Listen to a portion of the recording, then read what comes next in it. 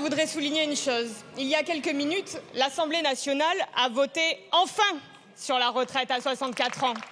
Une majorité a repoussé votre tentative pour nous empêcher d'abroger votre réforme illégitime et injuste. Vous avez échoué. Vous êtes minoritaire. Il y a donc bien une majorité pour abroger la retraite à 64 ans.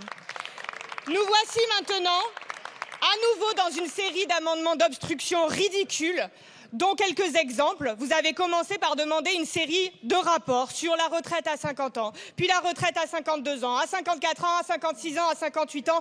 Personne n'a jamais demandé ça.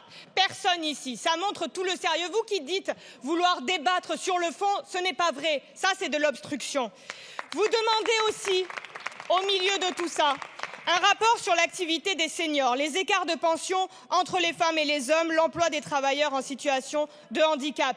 Vous dites que nous n'avons jamais assez débattu. Nous l'avons fait.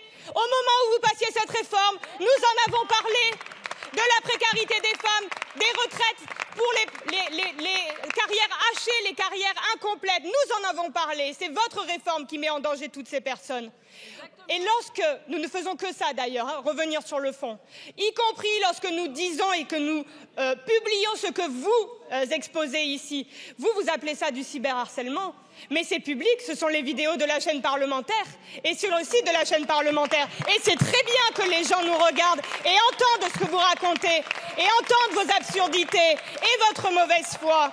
Vous osez même qualifier ça de fasciste, mais c'est vous qui votez la loi immigration avec le Rassemblement national. C'est vous qui êtes incapable de le combattre où il se trouve le fascisme. Et au milieu de tout ça, tout honte, vous servez des victimes d'attentats terroristes. Honte à vous.